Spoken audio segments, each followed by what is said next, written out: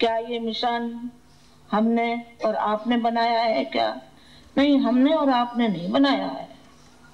ये किसी का ख्वाब हो, ये कल्पना हो, तो ये कल्पना निकाल देनी चाहिए।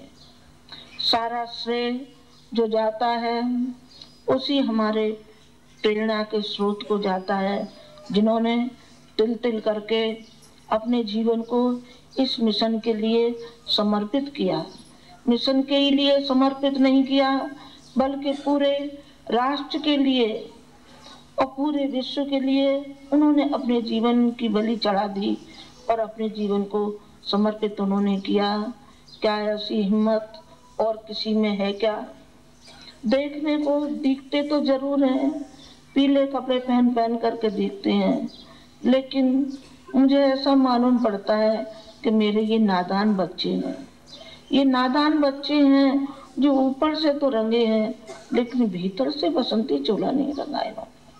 भीतर से यदि बसंती चोला रंगा जाए तो वही हुक और वही उमंग, वही उत्साह उनके अंदर आना चाहिए जो गुरु जी के अंदर था।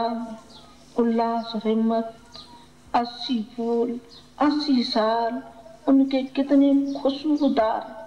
हर एक साल, हर एक पन्ना उनका पलट के देखा जाए तो आप देखेंगे कि हर साल उनका एक नया जीवन, नया उत्साह, नई उमंग, नया संकल्प लेकर के बसंत आता था।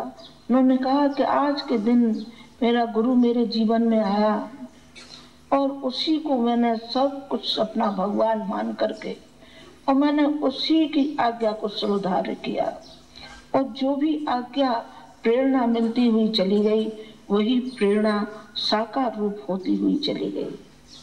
कहां से कहां आप देखिए, पुराने उसको इतिहास को खोल के देखिए तो आपको मालूम पड़ेगा गुरु जी कौन थे।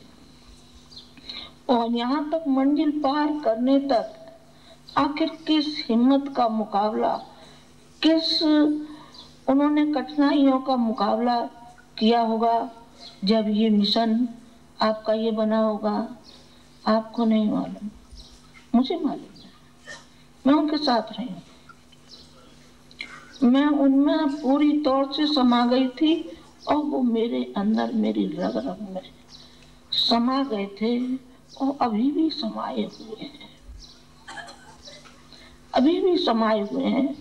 मैंने उनके जीवन को बहुत निकट से पढ़ा और मैंने देखा कि ये मनुष्य नहीं है, ये तो कोई देवलोक से अवतार है, ये तो भगवान का स्वरूप है जिसके अंदर न लोभ है, न लालच है, न लिप्सा है, न इसके अंदर कोई यश की कामना है। किसी ने फूल चढ़ा दिए तो बहुत अच्छा, किसी ने गाली दे दी तो बहुत अच्छा। उनको कोई अपने अंदर न यश की कामनाएं होती थी और न किसी की कोई बुराई करता है तो किसी के लिए बुरा चिंतन नहीं होता था, कभी भी नहीं होता था उनका। ये मिशन, ये मिशन उनके खून और पसीने का बना हुआ है। इस मिशन में उनके खून की एक एक बूंद, उनके पसीने की एक एक बूंद इस मिशन में समाई हुई है। अब आप लोगों का उत्तरदायित्व है कि इस मिशन को सींचने का। हम कब तक बैठे रहेंगे तो कब तक आप हमारे कंधों पे खेलते रहेंगे?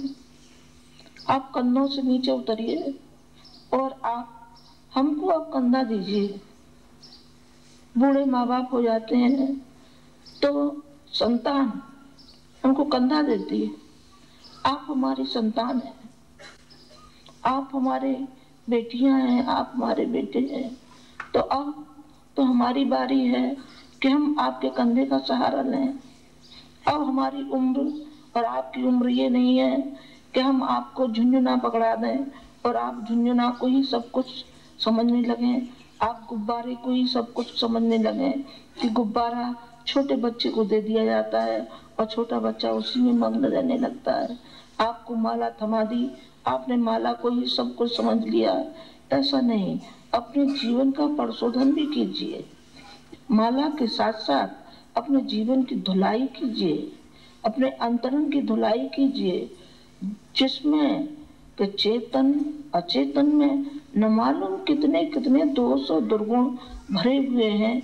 इन दोष और दुर्गुणों को हम निकालते हुए चले जाएं, ये आपको सोचना है, आपको समझना है। और आपको ये भी समझना है कि हमारा पिता, हमारा गुरु जो उत्तरदायित्व तो हमारे कंधे पर सौंप करके गए हैं, उनको हम भली प्रकार से इसको निभाते हुए चले जाएं। लेकिन हाय रे दुर्भाग्य, उस जड़ता को क्या कहा जाए कि जो अपनी ही लिप्सा,